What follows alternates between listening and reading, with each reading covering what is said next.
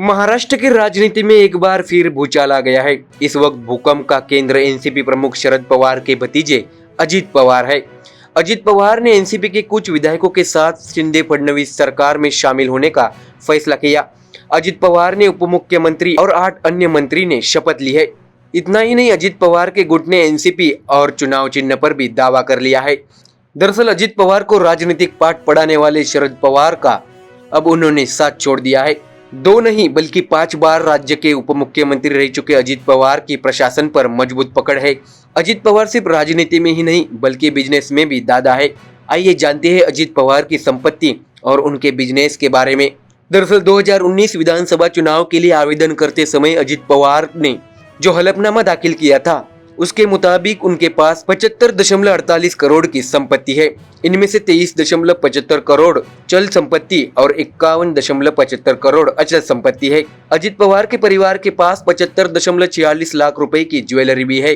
अजित पवार और उनके परिवार के पास कुल मिलाकर 2.65 करोड़ की कृषि भूमि है। इसके अलावा अजित पवार के पास 16.45 लाख रुपए की गैर कृषि भूमि भी है।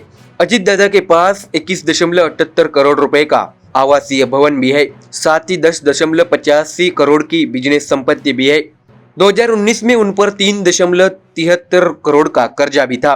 अजित पवार के चाचा राष्ट्रवादी कांग्रेस पार्टी के अध्यक्ष शरद पवार 50 साल से अधिक समय से देश की राजनीति में है, लेकिन अजित पवार संपत्ति के मामले में अपने चाचा को कभी के पीछे छोड़ चुके हैं। शरद पवार राज्यसभा के सदस्य है। 2019 में जब उन्होंने राज्यसभा के लिए पर्चा भरा तो दाखिल हलफनामे में उनकी संपत्ति 32.73 करोड़ रुपए बताई गई। अजित पवार के पास शरद पवार से दोगुनी से भी ज्यादा संपत्ति है। अक्टूबर 2021 में भाजपा नेता किरीट सोमैया ने आरोप लगाया कि अजित पवार 57 कंपनियों के मालिक है और shell company Yashvi jewels limited के माध्यम से सौदे करते हैं। सेबी ने 2009 में इस कंपनियों को शेल कंपनी घोषित कर दिया था। अजित पवार पर कई घोटालों का आरोप भी है। इसमें महाराष्ट्र राज्य सहकारी बैंक घोटाला भी शामिल है। इस मामले में अजित पवार और उनकी पत्नी से जुड़ी एक कंपनी के खिलाफ मामला भी दर्ज किया गया था, लेकिन इसमें अजित पवार और उनकी पत्नी का नाम नहीं था। ईडी ने तब कहा था कि दोनों के खिलाफ अलग से आरोप पत्र दायर किया जा सकता है। जरंडेश्वर सहकारी चीनी मिल की 65 करोड़ की संपत्ति ईडी ने जनवरी 2021 में जब्त कर ली थी। इसमें भवन और मशीनरी भी शामिल थी। दरअसल इसी के साथ sparkling soil private limited company भी अजित पवार से जुड़ी है। ईडी का आरोप है कि Pune district central cooperative bank से 700 करोड़ रुपए का उन्होंने लोन भी लिया था। तब अजित पवार इस बैंक के चेयरमैन थे। नवंबर 2021 में आयकर विभाग ने अजित पवार से जुड़ी 1000 करोड़ रुपए की संपत्ति जब्त कर ली थी। यह कार्रवाई बेनामी संपत्ति अधिनियम के तहत की गई थी। इसमें महाराष्ट्र के 500 करोड़ रुपए के 27 प्लॉट भी शामिल है। तो देखा अपने सियासी खेल में मात देने के बाद अजित पवार ने संपत्ति के मामले में भी चाचा शरद पवार को पीछे छोड़ दिया है। Bureau report MDR news. Maharashtra में सियासी घमासान रुकने का नाम नहीं ले रहा। चाचा शरद पवार से बगावत कर अजित पवार ने ताल ठोक दी है और अब हर दिन उनकी ओर से नए नए खुलासे हो रहे हैं। इसी के चलते अब अजित पवार गुट की महिला नेता ने शरद पवार पर निशाना साधा है। दरअसल एनसीपी में फूट के बाद अजित पवार ने राज्य महिला आयोग की अध्यक्षा रूपाली चाकणकर को राज्य महिला आयोग का अध्यक्ष पद भी दे दिया है। इसके बाद वह आज पहली बार कोल्हापुर आई है। इस अवसर पर उन्होंने महिला सुरक्षा एवं किए गए कार्यों की समीक्षा की। साथ ही उन्होंने कुछ सुझाव भी दिए। उन्होंने बताया कि एनसीपी की प्रदेश अध्यक्षा थी तो पहले वो कई बार यहाँ पर आ चुकी है, लेकिन महिला आयोग की अध्यक्षा और पार्टी की महिला अध्यक्षा के नाते वो पहली बार यहाँ पर आई है। 2019 में जब वह पार्टी की महिला अध्यक्षा थी तो 2.5 साल तक बड़ी मजबूती के साथ इस पद पर रही और बड़ी संख्या में महिलाओं को एकत्र भी किया। लेकिन समय बीतने के साथ कुछ ऐसी चीजें हुई जिसके चलते मुझे इस पद से इस्तीफा देना पड़ा। लेकिन अब अजित दादा ने फिर से महिला क्षेत्रीय अध्यक्ष पद की जिम्मेदारी दी है। उन्होंने ये भी विश्वास व्यक्त किया कि आयोग का पिछला कार्य अनुभव इस बार उपयोग में होगा। इससे 2024 के चुनाव में एनसीपी का वोट शेयर बढ़ेगा और वो भी एनसीपी की महिला संघ के कारण। चाकणकर ने आगे बताया कि दादा के उप मुख्यमंत्री होने से मेरे काम में तेजी आएगी। उन्होंने कहा कि रूपाली चाकणकर अपने कार्यकाल के अंत तक राज्य महिला आयोग की अध्यक्षा रहेगी। दरअसल पवार पर निशाना साधते हुए चाकणकर ने बताया कि शरद पवार आज भी मेरे लिए भगवान है। संगठन में काम करते हुए मैं कई पदों पर रह चुकी हूँ। महिला अध्यक्ष होते हुए भी उन्होंने मुझे महिला आयोग का अध्यक्ष बना दिया। इससे पार्टी की ताकत भी बढ़ी थी। हालांकि महिला आयोग की अध्यक्षा रहते हुए प्रदेश अध्यक्ष के रूप में काम नहीं कर पाने के कारण मेरा इस्तीफा ले लिया गया। चाकणकर ने कहा कि मैंने महिला संगठन बढ़ाया और उन्होंने मेरा इस्तीफा ले लिया। संगठन मेरे लिए घर जैसा है। उन्होंने कहा कि पिछले सभी अध्यक्ष ने 2-2 पद पर कार्य किया, तो फिर मेरे लिए इतना अलग नियम क्यों दिया गया? ये सवाल उन्होंने शरद पवार से पूछा है। उन्होंने ये भी कहा कि पिछले 15 महीनों से मुझे किसी भी पार्टी कार्यक्रम में निमंत्रण नहीं मिला है और न ही मैं किसी मंच पर जा सकी हूँ। तो बताइए पिछले 1.5 साल में मेरे से क्या गलती हुई कि वरिष्ठ महिला ने मुझे फोन करके भी ये बात नहीं बताई। उन्होंने बिना नाम लिए सुप्रिया सुले की भी आलोचना की। उन्होंने कहा कि इन्हीं सब बातों के चलते मैं अजीत दादा के साथ चली गई और उन्होंने मुझे महिला क्षेत्रीय अध्यक्ष का पद भी दे दिया। इसी के चलते मैं दोबारा पार्टी के मंच पर नजर आई हूँ। उन्होंने आगे कहा कि हमने पार्टियां नहीं बदली है, हम शाहू फुले अम्बेडकर की पार्टी और विचारधारा के साथ काम कर रहे हैं। साथ ही उन्होंने ये भी कहा कि अजीत दादा आज दिल्ली में होने वाली बैठक का उचित जवाब भी देंगे। दरअसल बीजेपी महिला अध्यक्ष चित्रा वाघ और महिला आयोग की अध्यक्षा रूपाली चाकणकर को लेकर विवाद कोई नई बात नहीं है। दोनों एक दूसरे पर आरोप लगाने का एक भी मौका नहीं छोड़ते, उर्फी जावेद मुद्दे से लेकर राजनीतिक मुद्दे तक। लेकिन अब जब ये दोनों नेता एक साथ आ गए हैं तो मिलकर काम कैसे करेंगे, ये सवाल हर कोई पूछने लगा है। हालांकि इस पर रूपाली चाकणकर ने भी जवाब दिया है। तो देखा आपने कैसे पाला बदलते ही शरद पवार के अपने ही उन पर निशाना साध रहे हैं। आने वाले दिनों में और किन किन बातों का खुलासा होता है ये तो समय ही बताएगा। Bureau report, MDR news. Maharashtra की सियासत कब किस ओर करवट लेगी इसका अंदाजा अब राजनीति के विश्लेषक भी नहीं लगा सकते। पवार चाचा भतीजे विद्रोह ने एक बार फिर साबित किया कि राजनीति में कोई किसी का सगा नहीं होता। इसी बीच अब उद्धव ठाकरे को जबरदस्त सियासी झटका मिला है। जानते हैं पूरी खबर। दरअसल ठाकरे गुट को एक और झटका मिला है। विधान परिषद के उपाध्यक्ष डॉक्टर नीलम गोरे ने मुख्यमंत्री शिंदे की पार्टी शिवसेना में प्रवेश कर लिया है। विधान परिषद की उपाध्यक्ष डॉक्टर नीलम गोरे मुख्यमंत्री शिंदे की पार्टी शिवसेना में शामिल हो गई है। कुछ दिन पहले विधायक मनीषा कायंदे मुख्यमंत्री शिंदे की पार्टी शिवसेना में शामिल हो गई थी।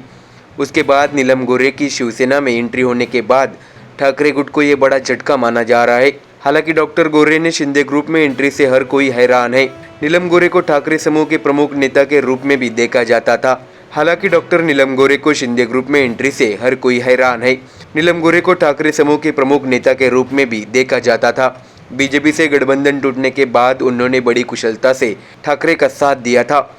उनका ठाकरे गुट को बाय बाय करना उद्धव ठाकरे के लिए बहुत बड़ा झटका माना जा रहा है। नीलम गोरे ठाकरे गुट को राम राम बोलकर शिंदे गुट में शामिल हो गई है।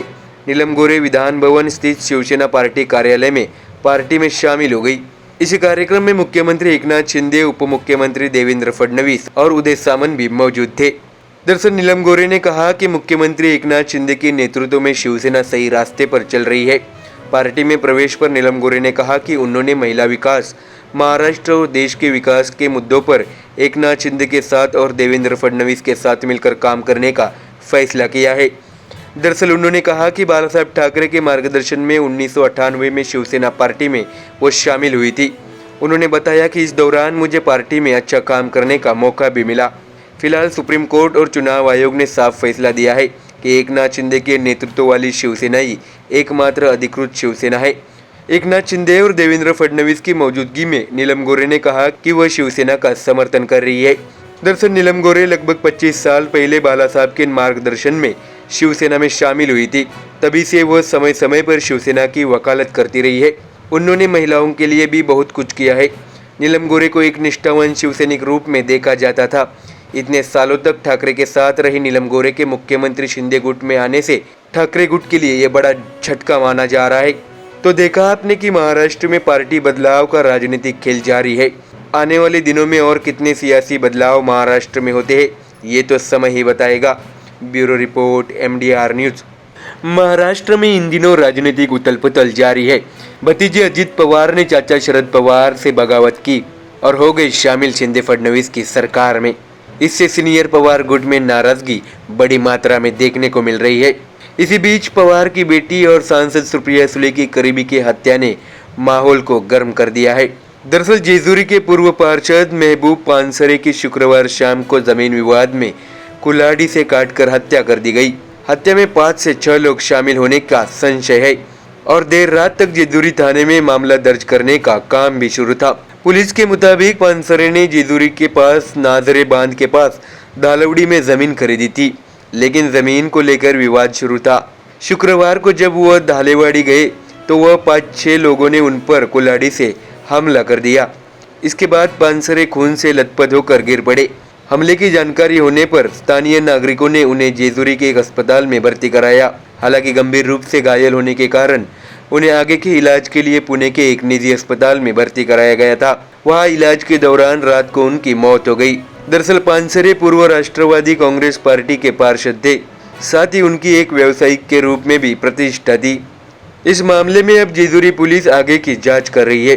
पुलिस ने इस मामले में 5-6 लोगों के खिलाफ मामला दर्ज किया है। इसमें वनेश प्रहलाद परदेशी, किरण वनेश परदेशी, स्वामी वनेश परदेशी को संदिग्ध मानकर उनके खिलाफ मामला दर्ज किया गया है। पानसरे का नाजरे इलाके में एक बहुत बड़ा खेत है।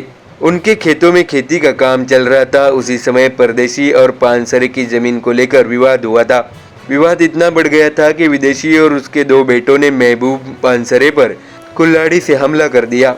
इसके बाद उन्हें तुरंत इलाज के लिए पुणे के एक निजी अस्पताल में भर्ती कराया गया, लेकिन घाव गहरा होने के कारण इलाज के दौरान ही उनकी मौत हो गई।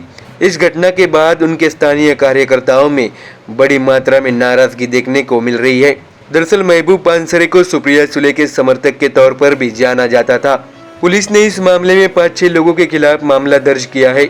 जेजुरी पुलिस इस मामले में आगे की जांच कर रही है। इस घटना से जेजुरी में एनसीपी को एक बहुत बड़ा झटका लगा है। Bureau report MDR news.